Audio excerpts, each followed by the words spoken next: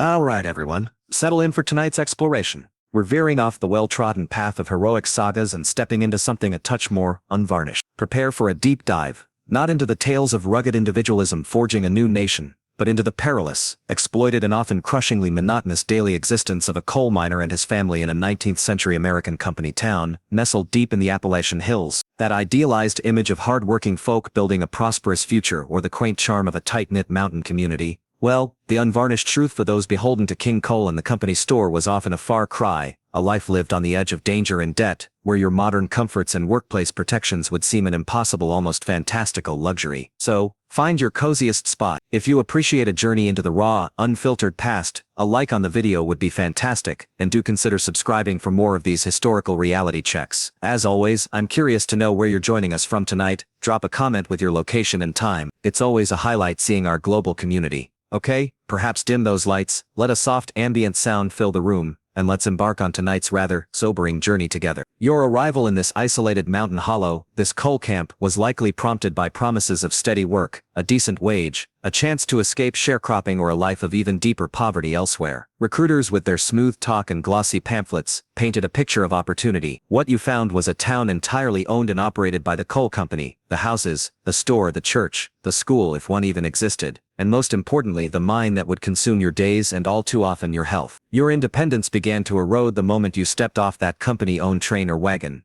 The company house you're assigned is a flimsy, poorly constructed wooden shack, often set in long, monotonous rows along a muddy, unpaved track. It's draughty in winter, stifling in summer. Sanitation is rudimentary at best, an outhouse shared by several families, a contaminated stream perhaps your only source of water. Overcrowding is the norm, with multiple family members and sometimes boarders crammed into a few small rooms. The rent of course is deducted directly from your meager earnings by the company. Your day begins long before dawn, in the chill darkness, a hurried, sparse breakfast of coffee, perhaps some cornbread or fried pork if you're fortunate, and then it's the long walk, or a ride in a rickety man-trip rail car to the mine entrance, the drift mouth gaping like a dark maw in the mountainside. You carry your lunch pail, your pick, your shovel, perhaps a sputtering oil lamp or a later carbide lamp that will be your only light in the Stygian blackness below. The air already tastes of coal dust. The mine itself is a place of constant, lurking danger. The roof, or roof as they call it, is a perpetual threat, propped up with a forest of timbers that groan and creak under the immense pressure of the mountain above. Cave-ins are frequent, burying men alive or crushing them instantly. You learn to listen to the talking of the timbers, a grim skill that might offer a split-second warning, but often means nothing against the sudden catastrophic collapse of tons of rock and earth.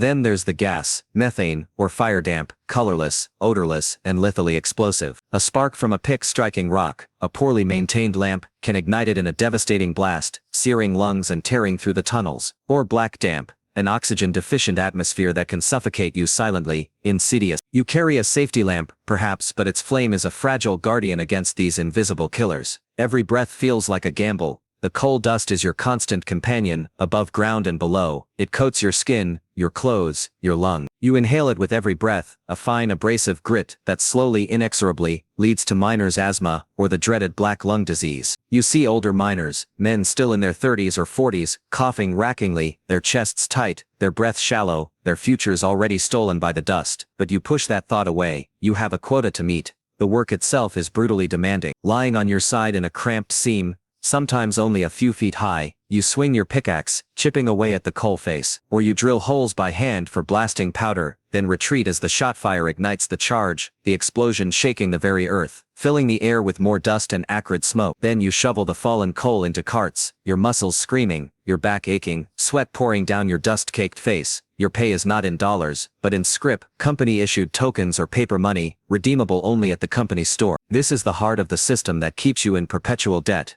The company store charges exorbitant prices for basic necessities: flour, sugar, salt, pork, coffee, work clothes, blasting powder, lamp oil. Your wages, already meager and based on the tonnage of coal you produce, often unfairly weighed, are swallowed up before you even see them. The company store is a monopoly, your only source for supplies. There are no other shops in the isolated company town. The storekeeper, a company man, keeps careful track of your debts in a ledger. If you fall ill, if the mine is closed for a day, if your tonnage is low, your debt mounts. Many miners live their entire lives in thrall to the company store, never seeing real currency, their labor mortgaged indefinitely. It's a subtle, insidious form of bondage. The power of the company is absolute. They own your house, your job, your food supply, often even the local law enforcement, company guards or coal and iron police. Complaining about conditions, attempting to organize for better wages or safety, is met with swift reprisal, eviction, blacklisting, or even violence from company thugs. Fear is a powerful tool of control, and the company wields it expertly. Life for your wife and children is a parallel struggle. Your wife battles the coal dust that seeps into everything in the house, tries to stretch the meager scrip to feed the family, tends a small garden patch if the company allows, and the soil isn't too barren. She worries constantly about your safety in the mine, listening for the dreaded sound of the whistle that signals an accident. Her days are filled with domestic drudgery, anxiety, and the fight against encroaching poverty. Children in the coal camp grow up quickly, their childhoods often cut short. Boys might start working in the mine as breaker boys, picking slate from coal, or as trapper boys, opening and closing ventilation doors in the dark, lonely tunnels, from a very young age. Their small wages are vital to the family's survival. Girls help with household chores, care for younger siblings, and learn the hard lessons of a woman's life in a company town. Education, if available, is often rudimentary and brief. Healthcare is minimal or non-existent. The company might employ a company doctor, but his services are also paid for in scrip, and his loyalty is often to the company rather than the patient's. Injuries in the mine are frequent and often horrific. Crushed limbs, severe burns, internal injuries. Many are fatal. For those who survive, crippling disabilities are common, with little or no compensation from the company. Disease thrives in the unsanitary conditions of the camp. The isolation of the company town is profound. Nestled deep in the mountains, often with only a single railway line or a rough wagon road connecting it to the outside world, the camp is a closed system. News travels slowly. Your world is bounded by the mine, the company store, your flimsy house, and the surrounding hill. This isolation reinforces the company's control and limits your awareness of alternatives or opportunities elsewhere. Moments of leisure are few and precious. Sunday might be a day of rest, spent attending the company-approved church, visiting with neighbors, or perhaps, if you have the energy, a walk in the woods, hunting or fishing, though even these resources might be claimed by the company. Music, fiddles, banjos, traditional ballads, is a vital outlet, a way to share stories, express sorrow, and maintain a sense of cultural identity. Drinking, gambling, and fighting can be common pastimes for some men, desperate escapes from the drudgery and hopelessness of their lives. The company might tolerate or even tacitly encourage such vices, as long as they don't interfere with production, perhaps even profiting from a company-owned saloon. These activities offer a temporary release, but often lead to further debt and family strife. The threat of strikes or unionization is met with extreme hostility by the company. Organizers are branded as agitators and radicals. Attempts to form a union are often crushed by company guards, hired detective agencies like the Pinkertons, or even state militia called in by the politically connected mine owners. The stories of brutal strike breaking, of men beaten, jailed or killed for daring to demand better conditions, are whispered in hushed tones. The natural beauty of the Appalachian landscape, the rolling hills, the dense forests, the clear streams, stands in stark ironic contrast to the ugliness and danger of the mine, and the squalor of the company town. The very mountains that hold the black treasure you risk your life to extract, also imprison you, their beauty a remote and often inaccessible backdrop to your suffering. The company often controls every aspect of social and civic life. They might build a church and hire the preacher, ensuring that sermons emphasize obedience and hard work. They might sponsor a company baseball team or a brass band, providing a veneer of benevolence, while maintaining their iron grip on the community's economic and social structure. Even your spiritual and recreational life is mediated by the company. The lack of alternative employment in the region means you are trapped. If you lose your job at the mine, you lose your house, your credit at the company store, everything. There is nowhere else to go, no other way to feed your family. This economic dependency is the chains that bind you as effectively as any physical shackles. You are a wage slave, your labor the only commodity you possess, and its value is dictated entirely by the company. The sounds of the coal camp are distinctive, the rhythmic clang of the tipple as coal is loaded, the screech of mine cars, the distant thud of blasting from within the mountain, the coughs of men afflicted with black lung, the weary talk of your neighbors, the occasional fiddle tune drifting through the evening air, and always, the underlying hum of the mine, the beast that feeds you and consumes you. The fear of debt is a constant companion. Every purchase at the company store, every day missed from work due to illness or injury, every deduction for rent, for tools, for the doctor, plunges you deeper into the company's ledger. Many miners die still owing money to the company, their families left with nothing but the burden of that inherited debt. The company store is a bottomless pit. The quality of the coal you mine, and the way it is weighed, is a frequent source of dispute and resentment. The company weighman is notorious for underweighing the miner's output, or for docking pay for slate or impurities in the coal. You have no recourse against his judgment. This daily, Petty theft of your labor adds insult to injury, fueling a silent, simmering anger. If a major accident occurs, an explosion, a massive cave-in, the entire camp is plunged into a state of communal grief and terror. Wives and children rush to the mine entrance, waiting for news, their faces etched with an unbearable anxiety. The wail of the mine whistle signaling disaster is a sound that will haunt your dreams forever. The company's response is often slow, inadequate, and focused more on resuming production than on rescuing trapped men. The company town is often a melting pot of different ethnic groups: native-born Appalachians, recent immigrants from Eastern and Southern Europe, African Americans seeking to escape the Jim Crow South. The company sometimes deliberately fosters divisions between these groups to prevent solidarity and unionization, yet in the shared danger of the mine and the common hardship of camp life, fragile bonds of comradeship can also form across ethnic lines. Your hands become gnarled and calloused, stained permanently black with coal dust, your back is stooped from years of working in cramped tunnels, your lungs are scarred, you age prematurely, your body broken by the relentless toil and the harsh condition. By the time you are in your 40s, you might look like an old man, your productive years already behind you.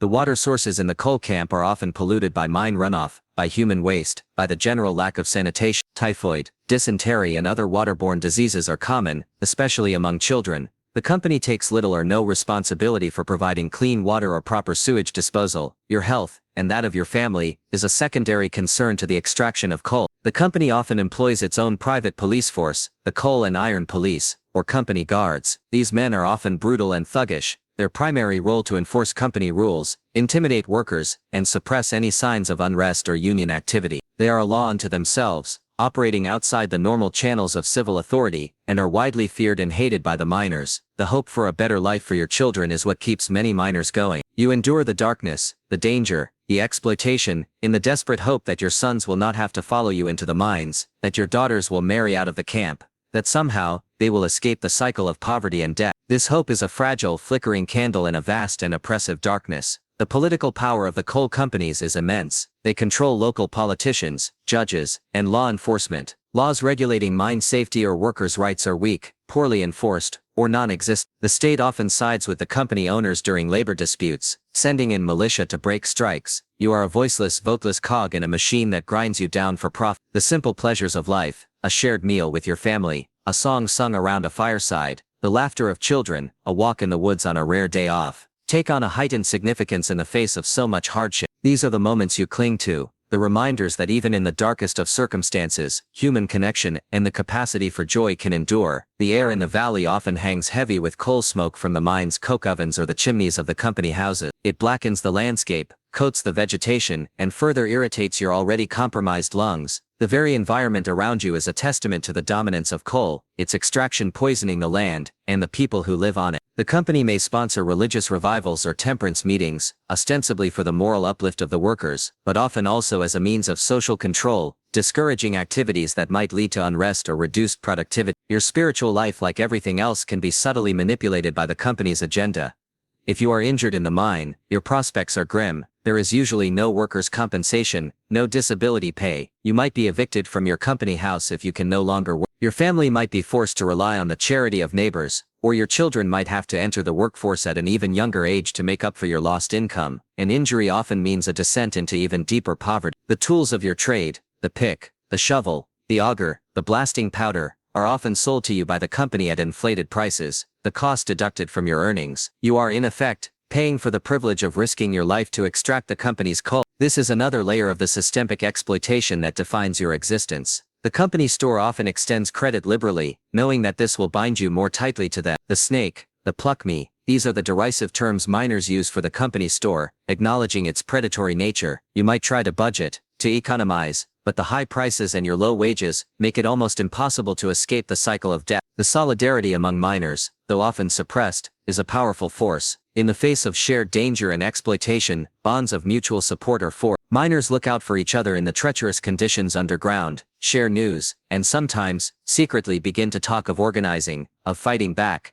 despite the enormous risks involved. This shared consciousness is the seed of future resistance. The landscape around the coal camp is often scarred by the mining operations, slag heaps, polluted streams, deforested hillsides. The company takes what it wants from the land, with little regard for the long-term environmental consequences, or the beauty of the natural world it is destroying. Your home is in a blighted industrial wasteland, The company town often lacks basic civic amenities that would be taken for granted elsewhere: paved streets, proper drainage, public parks, library. The company invests only what is absolutely necessary to keep the workforce functional, and no more. Your quality of life, your health, your children's future, are all secondary to the pursuit of profit. The contrast between the harsh life of the miners and the wealth extracted from the mines is stark. The coal you dig fuels the industries of distant cities, generates fortunes for unseen owners and investors, while you and your family struggle for basic subsistence in a company-controlled fiefdom. This fundamental injustice is the unspoken truth of your daily life.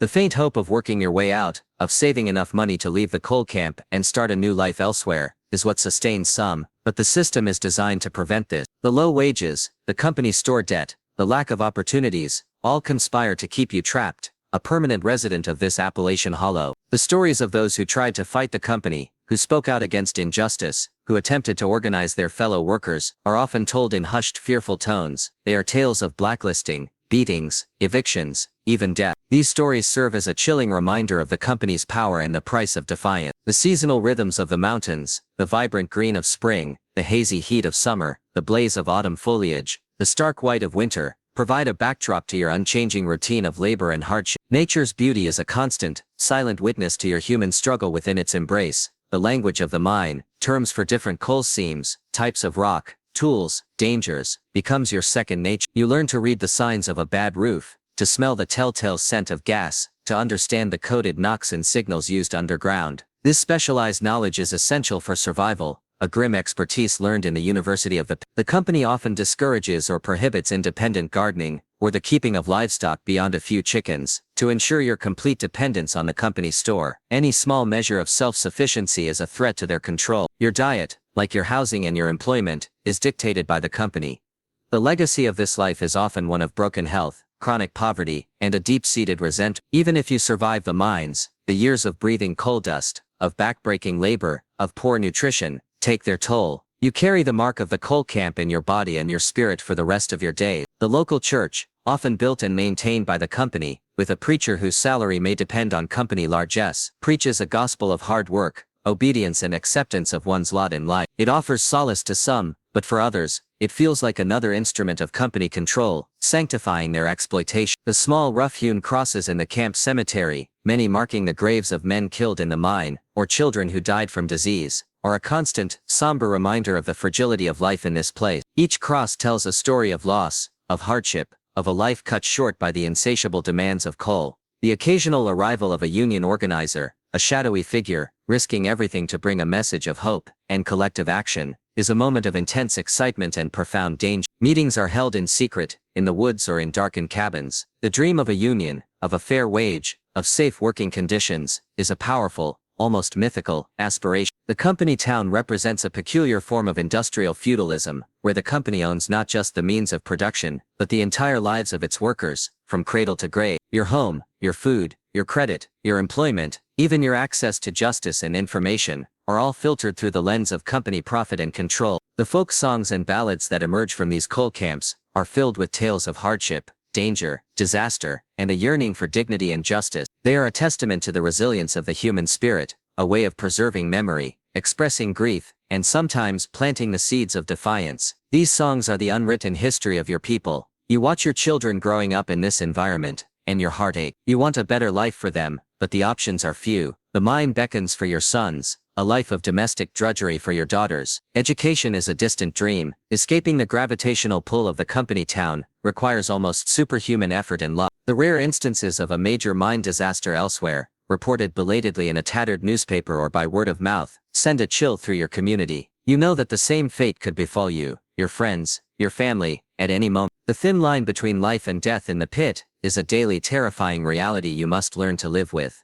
When the day is finally done, and you trudge home, caked in grime, every muscle screaming, you might find a moment of solace with your family, a shared meal, a quiet word. But even then the mine looms, its presence felt in the coal dust on your skin, the cough in your chest, the knowledge that tomorrow, you must descend once more into its perilous, unforgiving darkness. This is your life, etched in coal. For centuries, the world's two great oceans, the Atlantic and the Pacific, were separated by a thin, mountainous and densely forested ribbon of land known as the Isthmus of Panama. To sail from one to the other required a perilous journey of some 8,000 miles around the treacherous tip of South America, yet at its narrowest point, the isthmus was a mere 50 miles wide. This geographical tantalization gave rise to a persistent dream, a vision that captivated conquistadors, kings and engineers for 400 years, the dream of cutting a path through the land, of creating a water bridge between the seas that would revolutionize global trade and naval power. In the late 19th and early 20th centuries, this dream would finally be pursued with all the force of modern industrial might, leading to a saga of tragic failure, political intrigue, medical breakthroughs, and an engineering triumph of monumental proportions. The idea was as old as the European presence in the Americas.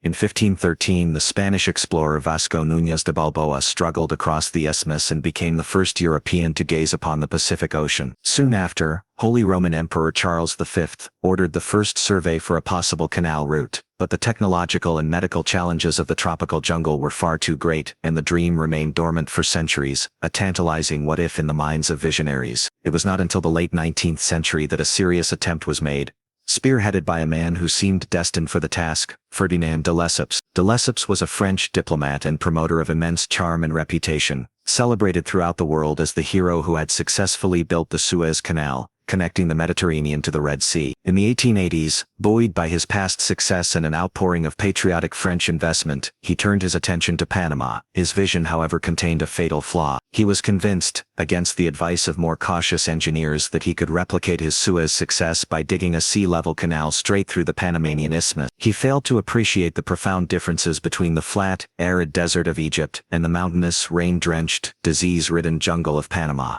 The French effort quickly descended into a tragic nightmare. The engineering challenges were staggering. The Chagres River, a gentle stream in the dry season, would swell into a raging, uncontrollable torrent during the 9-month rainy season, washing away bridges and equipment. The attempt to excavate the Culebra Cut, the channel through the Continental Divide, was a constant battle against gravity and geology. The soft volcanic soil and clay became saturated with rain, leading to massive, recurring landslides that would undo months of labor in a matter of minutes. The rusting hulks of French excavators and railway cars, swallowed by the jungle, would later stand as silent remnants to their losing battle against the Isthmian earth. But the most formidable enemy was not the mud or the water, it was an invisible one. The jungle was a breeding ground for two of the most feared tropical diseases, yellow fever and malaria. The workforce, composed largely of men from the Caribbean, died in appalling numbers. The French medical establishment, still operating under the erroneous belief that these diseases were caused by miasmas, or noxious vapors rising from the swamps, was powerless to stop the epidemic. They built beautiful hospitals with ornate gardens, but the legs of the hospital beds were placed in pans of water to prevent ants from crawling up, unwittingly creating perfect breeding grounds for the very mosquitoes that transmitted the diseases. During the 9 years of the French effort, it is estimated that over 20,000 workers lost their lives. The project became a financial black hole, and in 1889, de Lesseps' company collapsed in a massive bankruptcy, triggering a political scandal that rocked the French Republic. The dream of a path between the seas lay buried in the Panamanian mud.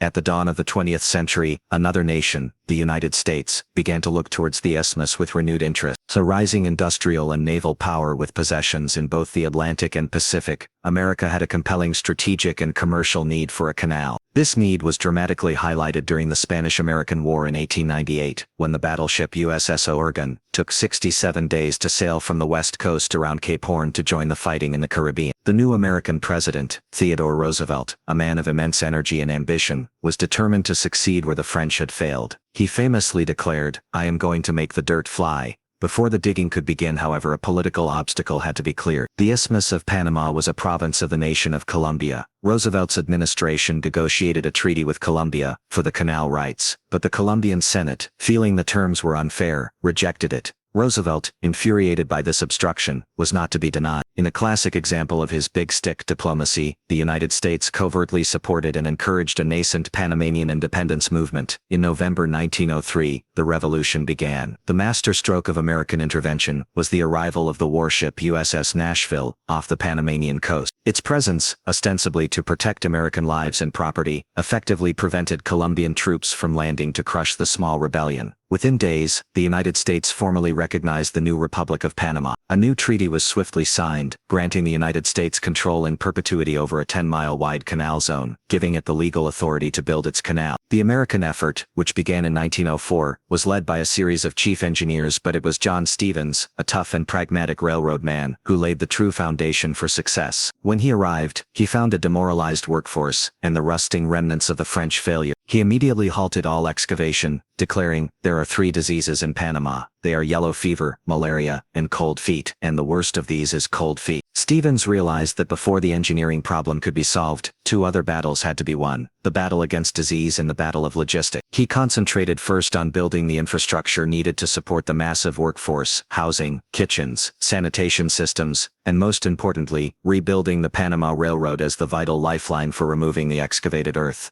The war against disease fell to Colonel William Gargas, an army physician. Gargas was a proponent of the newly proven and still controversial theory, based on the work of the Cuban doctor, Carlos Finlay, and the American army physician, Walter Reed, that yellow fever and malaria were transmitted by specific species of mosquitoes. While many officials were skeptical, Gargas, with the crucial backing of Stevens and eventually Roosevelt himself, was given the resources to wage an all-out war on the mosquito. His sanitation campaign was one of the largest public health efforts in history. Teams of workers went door to door, fumigating homes with insecticide. They screened windows and cisterns, drained swamps and stagnant pools, cut back jungle vegetation, and installed modern water and sewer systems in the cities of Panama and Colón. The results were stunning. Within about a year, yellow fever was completely eradicated from the canal zone, and malaria was brought under firm control. Gargas's medical triumph was the essential prerequisite for the engineering victory that would follow. With the workforce now safe from disease, the monumental task of excavation began in earnest. The Americans abandoned de Lesseps' flawed sea-level plan in favor of a more pragmatic lock-based canal. This plan involved 3 immense engineering challenges. The first was to finally conquer the Culebra Cut.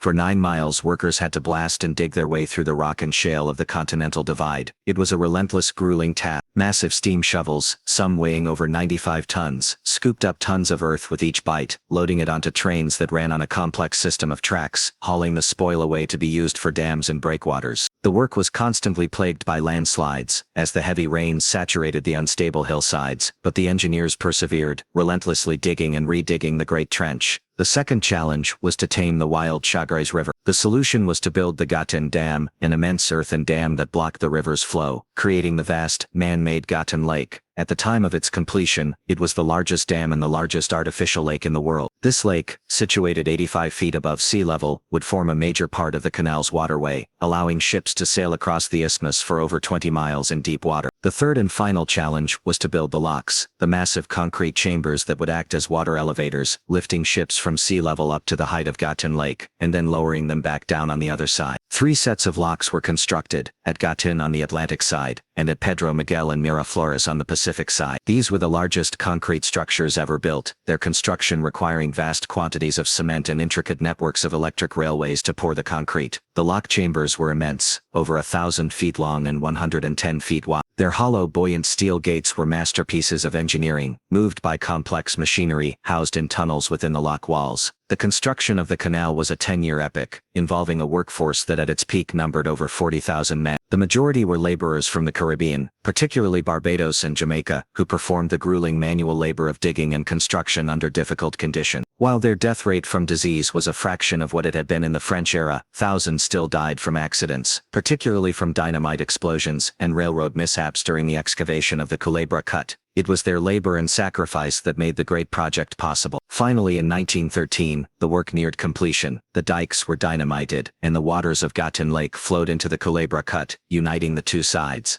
On August 15, 1914, the first official transit of the canal was made by the steamship S. A dream 4 centuries in the making had become a concrete reality. The path between the seas was open. The opening of the Panama Canal, however, was overshadowed on the world stage by another great event, the outbreak of the First World War in Europe. Just a few weeks early, The canal was an immediate success, revolutionizing global trade routes by drastically shortening voyages between the oceans. It also became a strategic asset of immense importance to the United States, allowing its navy to move quickly between the Atlantic and Pacific. For the rest of the 20th century, the United States operated and defended the Canal Zone as a de facto American territory within Panama, a source of ongoing tension and political friction. It was not until a series of treaties negotiated in the 1970s that a plan was set in motion to transfer control. On December 31, 1999, in a moment of great national pride, the Republic of Panama assumed full control of the canal. The story of the Panama Canal is a powerful saga of human ambition, ingenuity and perseverance. It is a tale of how engineering might can reshape the very geography of the planet. It is a story of how scientific discovery in medicine made that engineering feat possible. And it is a complex story of political power and international relations.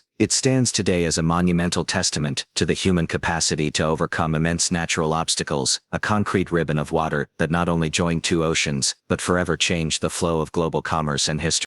In a quiet room in the bustling city of Delft, light streams through a leaded glass window on the left, illuminating a simple domestic scene.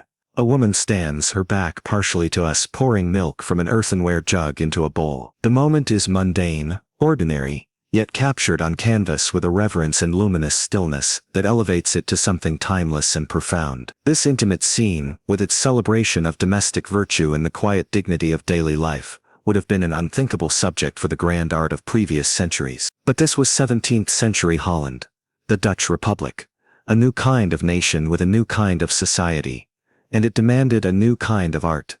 For 100 years, this small, waterlogged country, having thrown off the yoke of Spanish rule, would experience a golden age of commercial power, scientific discovery, and an artistic flourishing so unique and prolific that it would forever change the way we see the world and the role of art within it.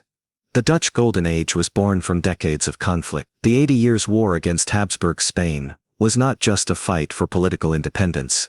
It was also a religious struggle that resulted in the establishment of a predominantly Calvinist Protestant republic. This had a profound impact on the art world. The traditional great patrons of the arts in Catholic Europe, the Church and the monarchy, were largely absent here. The Calvinist faith was iconoclastic, shunning the ornate religious paintings and sculptures that filled the churches of Italy, Spain and Flanders. The Dutch Republic had no powerful centralized court commissioning grand mythological cycles or glorifying portraits of an absolute monarch. Instead, power and wealth were distributed among a broad and prosperous class of merchants, guild members, civic leaders and successful artisans. These were pragmatic, hard-working and house-proud people, and it was for them that a new art market emerged. They wanted art that reflected their own world, their values, their homes and their pride in their newly independent nation. This new demand gave rise to a flourishing of secular art genres, each specializing in a different facet of Dutch life. One of the most prominent was portraiture. The desire to record one's likeness,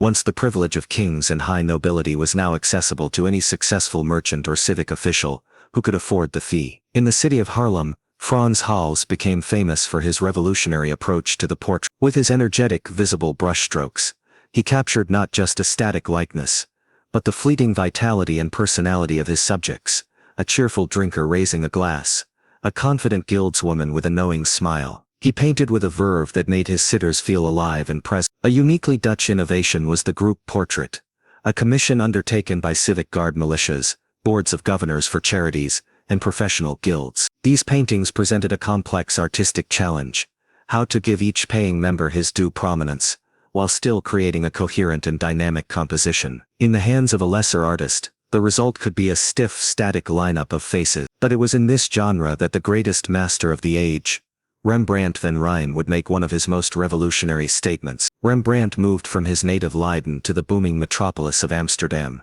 the commercial heart of the Republic, and quickly established himself as its leading portrait painter. In works like The Anatomy Lesson of Nicolas Tulp, he transformed the group portrait from a static tableau into a dramatic narrative, depicting a group of surgeons gathered in rapt attention around a central event. This culminated in his monumental masterpiece of 1642, the group portrait of a militia company that would later become known as the Night Watch. Here, Rembrandt broke all conventions, portraying the company not in a neat row, but as a dynamic, chaotic group, tumbling out of a dark archway into a brilliant shaft of light, full of movement, noise and drama. It was a work of such radical originality that it cemented his fame. Rembrandt's genius lay in his profound understanding of human psychology and his mastery of chiaroscuro, the dramatic play of light and shadow. He used light not just to illuminate his subjects, but to reveal their inner lives, their character, As his own life progressed, marked by immense success, personal tragedy and eventual financial ruin, his art grew ever more introspective. His late self-portraits are among the most moving in all of art history, unflinching examinations of the human condition, rendered with a thick, textured application of paint that seems to sculpt his own aging flesh and profound sorrow. While Rembrandt dominated the bustling art scene of Amsterdam, a very different kind of genius was quietly at work in the tranquil city of Delft. Johannes Vermeer produced a small and precious body of work, perhaps no more than 35 paintings, yet he is now regarded as one of the greatest masters of the age. Vermeer was the painter of stillness, of quiet light-filled interior. His subject matter was deceptively simple: a woman reading a letter, a geographer poring over a map, a maid pouring milk, but he rendered these moments with a breathtaking purity of light and color, and a sense of geometric order that imbues them with a mysterious contemplative power. His compositions are meticulously constructed, creating a world of serene, domestic harmony. It is widely believed that he used a camera obscura, a precursor to the photographic camera, to help him achieve his remarkable precision in perspective, and his subtle rendering of light effects. In his work, the everyday is transformed into the eternal, the mundane into the sublime. His figures are often caught in a moment of private thought, their inner worlds hinted at, but never fully revealed, lending his paintings an enduring and captivating enigma. Alongside the great masters of portraiture, a whole school of genre painters emerged, specializing in scenes of everyday life. These paintings offer an unparalleled window into 17th-century Dutch society. Some, like Jan Steen, painted boisterous, chaotic and often humorous scenes of peasant life, or unruly households, frequently embedding a moralizing message about the follies of intemperance or foolishness. Others, like Peter de Hooch and Gerard ter Borch, depicted the serene, well-ordered homes of the wealthy bourgeoisie, celebrating the Dutch values of domesticity, cleanliness, and quiet virtue. These paintings show us the intimate details of their world: the checkered tile floors, the maps hanging on the walls reflecting their global reach, the quality of the light falling on a velvet jacket or a silver pitcher. For the first time in Western art, the landscape itself became a worthy subject for a painting. The Dutch were immensely proud of their land, much of which they had laboriously reclaimed from the sea. Artists like Jacob van Ruysdael captured the unique character of the flat Dutch countryside, with its low horizons, winding rivers, and vast dramatic skies filled with billowing clouds. These were not just topographical records, they were evocative landscapes, often imbued with a sense of melancholy, or a deeper meaning about the passage of time and the forces of nature. Closely related to this was the rise of maritime painting. As a nation built on sea trade and naval power, the Dutch had a deep connection to the ocean. Marine artists depicted busy harbors, great sea battles against the Spanish or English, and ships navigating calm or stormy waters, celebrating the source of their nation's wealth and security. Another specialized genre that reached extraordinary heights of skill and popularity was the still life. These meticulously detailed paintings of inanimate objects were an opportunity for artists to display their virtuoso technique in rendering different textures: the gleam of a silver platter, the transparency of a wine glass, the soft skin of a peach, the rough peel of a lemon. On one level, these paintings were a celebration of worldly prosperity, with tables laden with expensive foods and luxury goods imported from around the world. But many still lifes, particularly those known as vanitas paintings, carried a profound moral message. They would often include symbolic objects, such as a human skull, an hourglass, a guttering candle, or wilting flowers. These objects served as a reminder of the transience of life, the inevitability of death, and the vanity of all earthly pleasures and possessions, a deeply Calvinist sentiment that resonated with the Dutch psyche. The specialization was so extreme that some artists, like Rachel Roush, became famous solely for their exquisite and scientifically accurate paintings of flowers. The Dutch art world of the 17th century was unique in that it was a true commercial market. Artists did not work primarily on commission for a single patron. Instead, they produced paintings on speculation, which were then sold through art dealers, at public auctions, or even in open-air markets alongside other goods. This created intense competition and encouraged a high degree of specialization, as artists sought to carve out a niche for themselves. The Guild of St. Luke, the professional organization for painters and other craftsmen, regulated the trade, but it was ultimately the taste of the buying public that dictated an artist's success. This golden age of artistic production however, was not immune to the shifting fortunes of the Republic. The year 1672, known as the Rupture or Disaster Year, marked a turning point. An invasion by the combined forces of France and England plunged the country into a severe economic crisis. The art market collapsed almost overnight. Wealthy patrons, facing financial ruin, stopped buying paintings. Many artists, including the great Vermeer, were driven into poverty. While the Republic survived, the exuberant confidence and boundless prosperity of the mid-century began to wane, and the art market never fully recovered its former vitality. The art of the Dutch Golden Age provides a unique and comprehensive mirror of a society at the zenith of its power and confidence. It is an art that turned away from the heavens to look closely at the earth, finding beauty, drama, and profound meaning in the everyday world. It captured the faces of the people who built the Republic, the quiet order of their homes, the landscapes they shaped, and the worldly goods they cherished. It reflects their pride, their piety, their pragmatism, and their deep-seated anxieties about the fleeting nature of life. This was the first great flourishing of a bourgeois, secular art, an art made by and for a new kind of citizen. The quiet rooms of Vermeer, the soulful eyes of a late Rembrandt self-portrait, the dramatic skies of Rusdale. These images continue to speak to us across the century, testaments to a remarkable moment in history, when a small nation of merchants and seafarers taught the world to see the extraordinary beauty hidden within the ordinary. In the middle of the 19th century, in a world being rapidly reshaped by industrialization, political revolution, and new ideas about human rights, a foundational question began to be asked with a new and insistent urgency.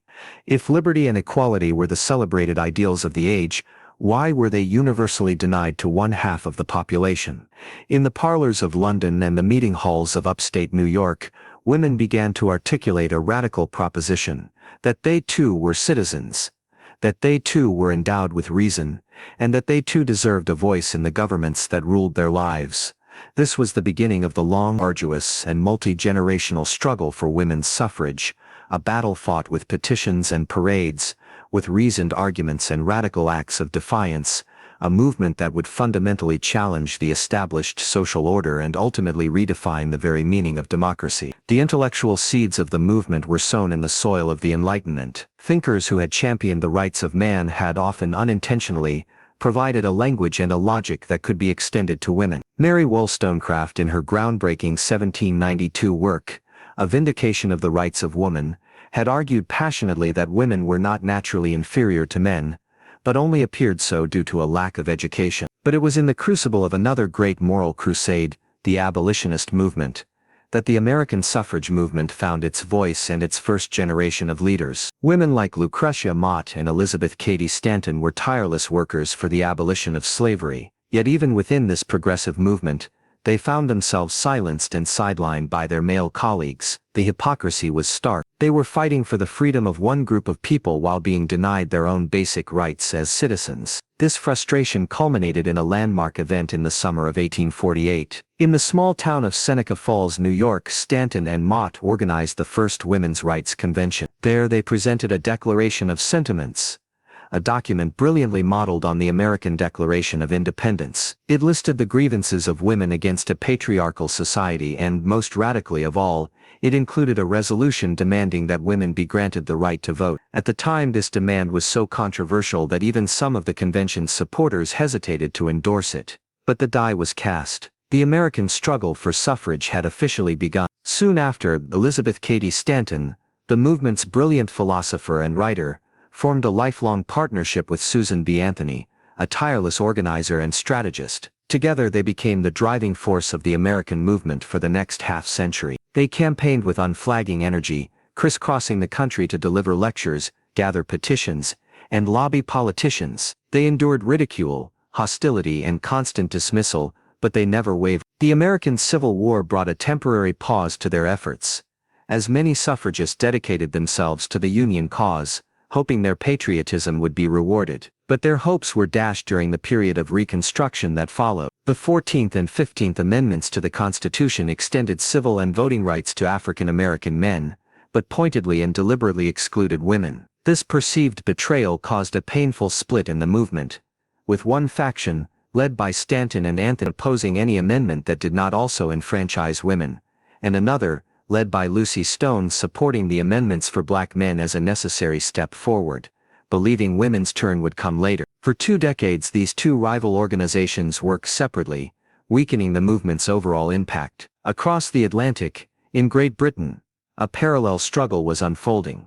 The British movement began in a similarly constitutional and peaceful manner. Local debating societies and committees gradually coalesced into a national movement, led by figures like Lydia Becker, and later the patient and pragmatic Millicent Fawcett. These women, known as suffragists, believed in achieving their goal through reasoned argument, petitioning and lobbying members of parliament. For decades they worked tirelessly within the system, gradually building support, winning allies in parliament, and keeping the issue of women's suffrage alive through persistent peaceful persuasion. They organized public meetings, distributed pamphlets, and presented massive petitions to parliament, year after year. They made slow but steady progress, winning women the right to vote in some local elections, but the ultimate prize, the parliamentary franchise, remained stubbornly out of reach, consistently blocked by a political establishment deeply resistant to such a fundamental change. By the turn of the 20th century, a growing sense of frustration and impatience with the slow pace of progress began to build, particularly among a new generation of women who were no longer willing to politely ask for their rights. In 1903, this frustration crystallized into a new, more confrontational organization, the Women's Social and Political Union, the WSPU, founded in Manchester by Emmeline Pankhurst and her daughters, Christabel and Sylvia. The WSPU adopted the defiant motto, "Deeds, not words." These were the suffragettes, and they were determined to force the issue through direct, militant action.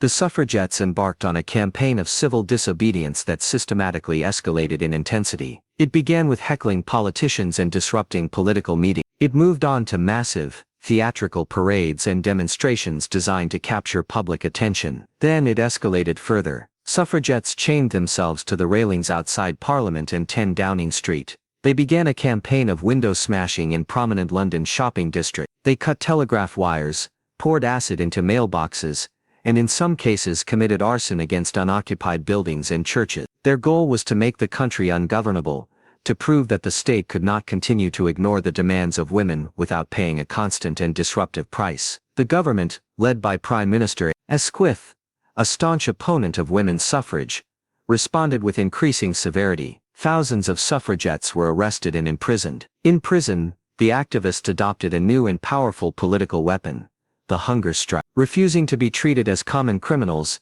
they starved themselves to protest their lack of political prisoner status. The government's response was brutal. Fearing the creation of martyrs, they authorized the horrific and dangerous procedure of forcible feeding. Prison doctors and wardresses would restrain the hunger-striking woman and force a tube down her throat or nose to pour a liquid mixture into her stomach. The practice was torturous and medically risky, and reports of the suffering endured by these women began to elicit sympathy from a public that had previously been hostile to their militant tactics. The government later passed the infamous Prisoners Act of 1913, known colloquially as the Cat and Mouse Act, which allowed them to release a prisoner weakened by a hunger strike, and then re-arrest her once she had recovered her health, creating a cruel cycle of imprisonment and release. The militant campaign reached its tragic climax in 1913, when a suffragette named Emily Wilding Davison stepped in front of the King's horse during the Epsom Derby, a famous horse race. She was struck and died from her injuries 4 days later. Her funeral was a massive public spectacle,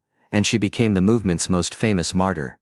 The militant tactics of the British suffragettes had a profound influence on a new generation of American activists. Alice Paul and Lucy Burns, two young Americans, had participated in the WSPU's campaign in Britain, and had been imprisoned and force-fed. They returned to the United States convinced that the more cautious, state-by-state approach of the mainstream American suffrage organization, the National American Women's Suffrage Association or NAWSA, was insufficient. They formed a more radical organization, later known as the National Woman's Party, and focused on securing a constitutional amendment for women's suffrage. By holding the party in power, the Democrats under President Woodrow Wilson, directly responsible. Beginning in 1917, Paul and her followers began to picket the White House, standing as silent sentinels at the gates with banners questioning the president's commitment to democracy abroad while denying it to women at home. After the United States entered the First World War, these protests were seen by many as unpatriotic. The women were arrested on flimsy charges of obstructing traffic, imprisoned, and when they too went on hunger strikes, they were subjected to brutal treatment and forcible feeding. The public exposure of the harsh conditions and violence these educated, often middle-class women endured in prison created a public relations disaster for the Wilson administration. The outbreak of the Great War in 1914 proved to be the ultimate turning point for the movement in both countries. In Britain, Emmeline Pankhurst and the WSPU immediately suspended their militant campaign and dedicated themselves to supporting the war effort, urging men to enlist and women to enter the workforce. In both Britain and the United States,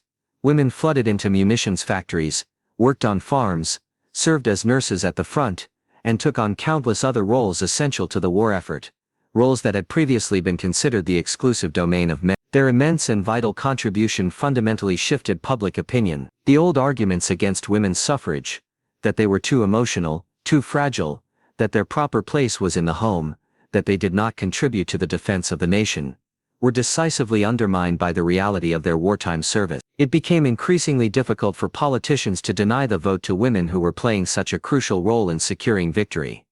In Britain, the political dam finally broke. In 1918, even before the war was over, Parliament passed the Representation of the People Act, which granted the vote to all men over the age of 21, and for the first time, to women over the age of 30, who met a property qualification. While not yet equal suffrage, it was the decisive breakthrough. Full equality, granting the vote to all women at age 21, would follow 10 years later. In the United States, President Wilson, influenced by the changing political tide, the persistent pressure from Alice Paul's party, and the more moderate lobbying of Endasa, finally announced his support for a federal suffrage amendment in 1918, framing it as a necessary war measure. This set the stage for a final intense political battle. The 19th Amendment was passed by Congress in 1919, and was then sent to the states for ratification. The suffragists needed the approval of 36. The fight came down to a dramatic showdown in the state of Tennessee, in the summer of 1920. The vote in the state legislature was deadlocked. The deciding vote was cast by a young legislator named Harry T. Byrne, who changed his vote at the last minute after receiving a letter from his mother, urging him to be a good boy and vote for ratification. With his vote, the 19th Amendment was passed, and on August 26, 1920, the right to vote was finally extended to all American women. The long and arduous struggle for women's suffrage was a transformative movement, a 70-year epic of courage, perseverance, and political ingenuity. It was a battle fought by generations of women, from the early pioneers who dared to articulate a seemingly impossible idea, to the patient constitutionalists, who built a national movement through tireless lobbying, to the radical militants, who forced the issue into the public consciousness, through acts of self-sacrifice. Their victory was not just about casting a ballot, it was about fundamentally challenging and changing deeply entrenched notions of gender, citizenship, and power. It was a crucial step in the ongoing global journey towards a more just and equitable world, a powerful testament to the ability of determined individuals, united in a common cause, to bend the arc of history towards justice. The city was a ghost long before it fell. It lived in the memory of what it had been, a golden apple of the world, the heart of an empire that had once stretched its arms across the known horizon. Now, in the spring of 1453, Constantinople was an island of history besieged by the future. Its people walked beneath the weight of 1,000 years, their footsteps echoing on marble worn smooth by the sandals of emperors and saints. They looked upon the Church of Holy Wisdom, the Hagia Sophia, its dome seeming to float above the earth, and prayed for a miracle that history had already decided would not come. Across the narrow straits, a different energy pulsed. It was the energy of youth, of ambition, of an empire on the ascent. It was the energy of one man, a sultan of only 21 years, who saw not a venerable relic but a prize. His name was Mehmed, and he had dreamed of this city since he was a child. It was more than a strategic objective. It was an obsession, a prophecy to be fulfilled. His ancestors had tried and failed, their armies broken against the city's legendary defenses. But Mehmed was a new kind of ruler, one who understood that the old world could be shattered by new tools. He possessed a relentless will and a faith in his own destiny that bordered on the divine. The man who stood against him was a stark contrast. Constantine XI Palaiologos was an emperor without an empire, the ruler of a city whose suburbs were now the fields of his enemies. He was a soldier by trade and a leader by circumstance, crowned in the dying light of his civilization. He wore the purple robes, but they were heavy with the knowledge of decay. He was a man of immense dignity and courage, burdened by the legacy of Constantine the Great, the city's founder. He knew the odds were impossible, the resources scarce, the allies distant and unreliable. Yet he was determined that if the Roman Empire was to finally breathe its last, it would do so not with a whimper, but with the defiant roar of a lion. The stage was set for a clash that was more than a battle for a city. It was a confrontation between two worlds, two faiths, and two men who embodied the very essence of their respective ages. One looked to the past for strength, the other to the future for power. Mehmed's preparations had begun years earlier, with a chilling single-mindedness. His first move was the construction of a fortress on the European side of the Bosphorus, directly opposite an existing one on the Asiatic shore. Named Rumeli Hisari, the fortress of Europe, it rose with astonishing speed, a stone throat, designed to choke off any aid that might sail from the Black Sea. The Byzantine emperor watched its construction with a sinking heart, sending envoys to protest. Mehmed's reply was simple and brutal. He told them that his empire began and ended where his sword could reach. The strait was now his. His greatest investment, however, was not in stone but in bronze. He had sought out a gifted but greedy Hungarian cannon founder named Orbán had first offered his services to the Byzantines. But Constantine, his treasury all but empty, could not afford the engineer's exorbitant price. It was a fateful decision born of poverty. Mehmed, with the vast resources of the Ottoman state at his command, welcomed Orbán with open arms. He asked the engineer a single question: could he cast a cannon powerful enough to breach the walls of Constantinople? Orbán, a master of his craft, promised a monster, a weapon the likes of which the world had never seen, and he delivered. In the foundries of Edirne, the Ottoman capital, a behemoth was born. It was a bronze tube of terrifying proportions, nearly 30 feet long, so wide a man could crawl inside its barrel. It required a team of 60 oxen just to drag it across the plains and a crew of hundreds to operate it. They named it the Basilica. It was not merely a cannon. It was a statement of intent, a declaration that the age of stone walls was over. The age of gunpowder had arrived. As the great cannon and its smaller brethren began their slow, arduous journey toward the city, Constantine was desperately trying to shore up his defenses. The legendary Theodosian walls were his greatest asset. For 1,000 years, this triple line of fortifications had been the shield of Christendom, a marvel of military engineering that had repelled countless sieges. A deep moat, an outer wall, and a massive inner wall studded with towers.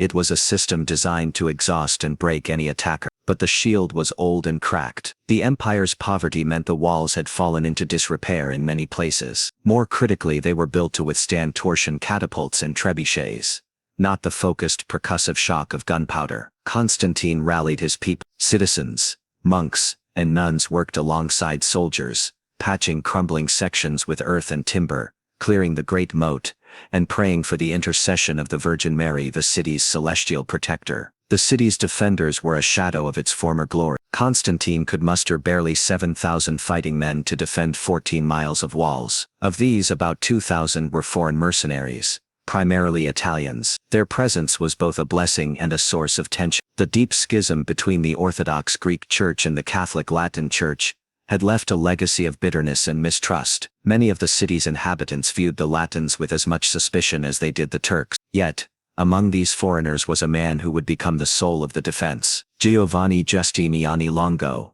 a Genoese soldier of fortune, arrived in January with 2 ships and 700 heavily armed men at his own expense. He was a professional soldier, an expert in siege warfare. Constantine immediately recognized his worth and appointed him commander of the land walls. Giustiniani's energy was infectious. He moved along the fortifications, directing repairs, organizing troops, and inspiring a desperate confidence in the beleaguered garrison. He and Constantine, the Greek emperor and the Italian soldier, formed a bond forged in the crucible of impending doom. They were brothers in a hopeless cause. On the 2nd of April, 1453, the horizon to the west began to darken. It was not a storm cloud, but a dust cloud raised by the vanguard of the Ottoman army. Soon the entire plain outside the walls was a sea of tents, a sprawling city of soldiers that stretched for miles. Estimates of Mehmed's army varied, but it numbered at least 80,000 regular troops along with tens of thousands of irregulars, a force that outnumbered the defenders more than 10 to 1. An Ottoman fleet of over 100 ships sealed the city from the Sea of Marmara, while another contingent blockaded the Golden Horn, the city's vital natural harbor, which the Byzantines had secured with a massive iron chain stretched across its mouth. The city was completely surrounded. The siege had begun.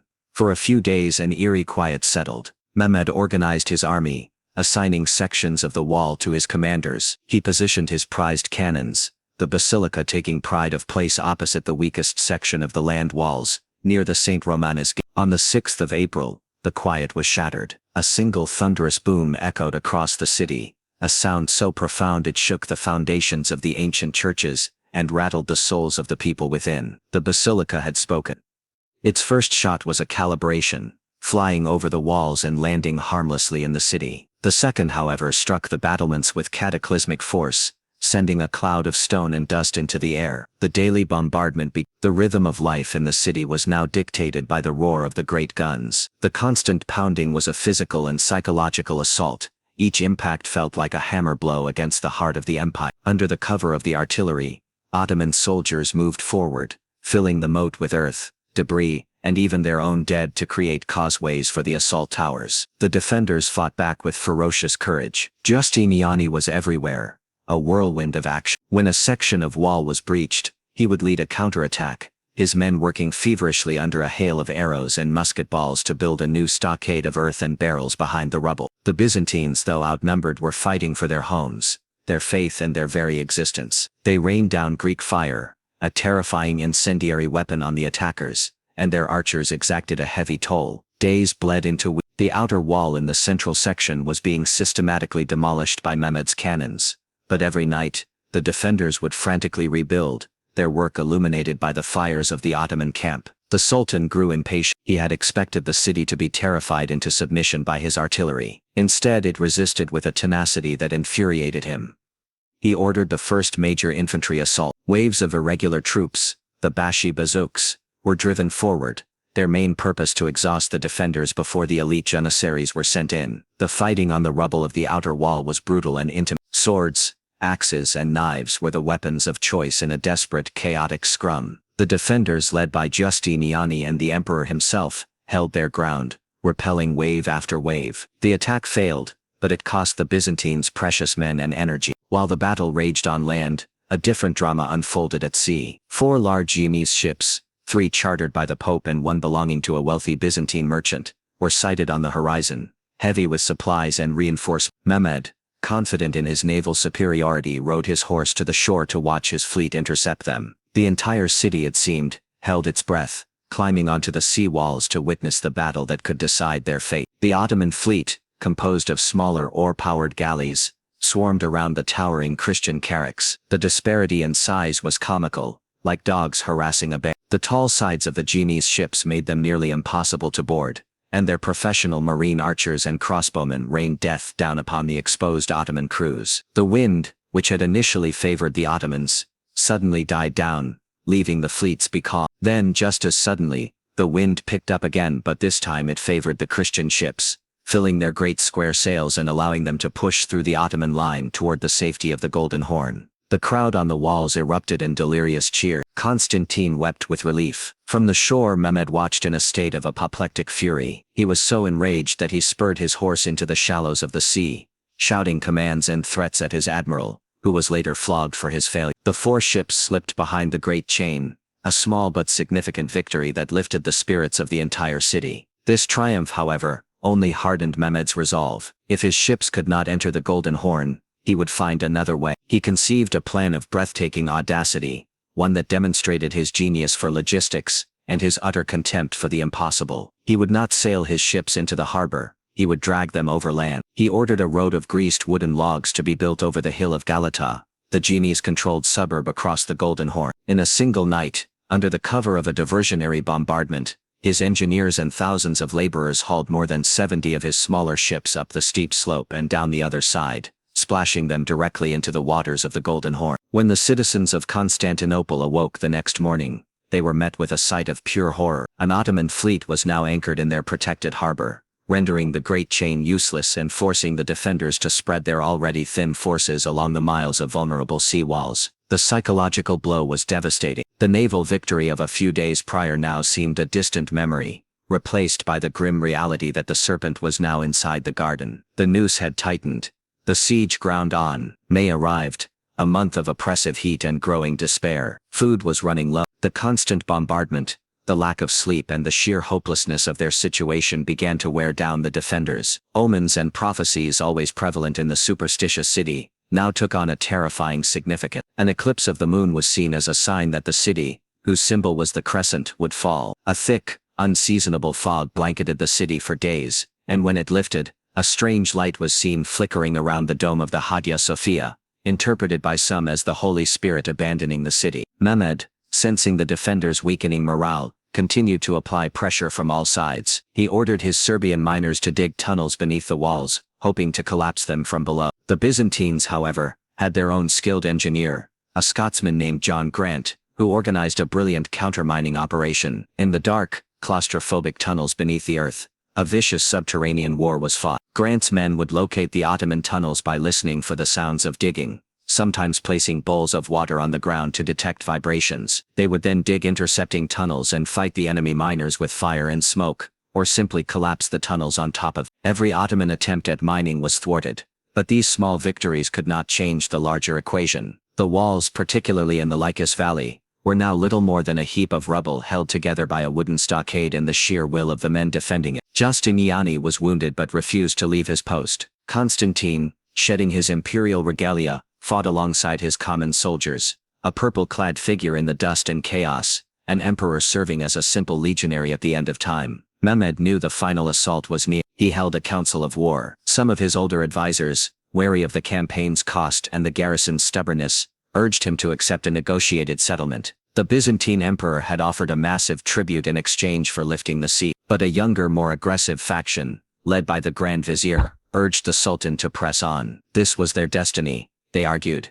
The city was on its knees. Mehmed listened, and then he made his decision. There would be no settlement. There would be one final, overwhelming assault from land and sea. He declared a day of rest and religious observance for his army. The soldiers were ordered to fast, pray and prepare for martyrdom or victory. That night the entire Ottoman camp was lit with bonfires and torches, a blazing spectacle of power and intent that was clearly visible from the city walls. The sound of prayer and celebration drifted across the no-man's land, a terrifying promise of the violence to come. Inside the city, the mood was one of somber resignation. They knew what the fires meant. There would be no more small victories, no more repelled attacks. This was the end. Constantine ordered all the church bells in the city to be rung in a continuous alarm. A great, solemn procession snaked through the dark streets. Orthodox priests, Catholic cardinals, soldiers, merchants, nobles, and commoners marched together, their old enmities dissolved in the face of a shared annihilation. They knew they were walking in the funeral procession of their world. The procession ended at the Hagia Sophia. The great church, a site of so much theological conflict, became for one last night a place of unity. Orthodox Greeks, who had sworn they would rather see the Sultan's turban than a cardinal's hat in their city, now took communion alongside the Catholic Italians. It was a moment of profound and tragic reconciliation. Constantine was there, praying alongside his people. He asked for forgiveness for his sins and committed the fate of his city and his empire to God. He then spoke to his commanders and nobles for the last time, not as an emperor to his subjects, but as a father to his children, urging them to fight with honor for their faith, their families, and their home. There was no talk of victory, only of duty. On the night of May 28th, the defenders took to their posts for the last time. Constantine and Justiniani stood together at the great breach in the center, the point where they knew the main attack would fall. A strange silence fell over the battlefield, the tense, heavy silence before a hurricane. At around 1:30 in the morning on May 29th, the silence was broken. With a deafening roar of drums, horns and a unified shout of Allahu Akbar, the final assault began. The first wave, as before, was composed of the Bashi Bazuks. They swarmed towards the breach, carrying scaling ladders, grappling hooks, and a frenzied courage born of desperation and the promise of loot. For 2 hours, a savage battle raged on the stockade. The defenders, fighting with the superhuman strength of the doomed, held them back. The mound of bodies grew higher, forming a gruesome new rampart. The first wave recoiled, broken. Without pause the second wave was sent in, the disciplined Anatolian regular. They advanced in orderly ranks, their attack focused and professional. The fighting was even more intense. The air was thick with the scream of men, the clash of steel, and the acrid smoke of gunpowder. The emperor and his Genoese general fought in the front ranks, their armor dented and blood-stained, inspiring their men by their example. The line bent, but it did not break. The second wave too was fought to a standstill and eventually fell back. It was now just before dawn. Mehmed, seeing that the defenders were exhausted and depleted,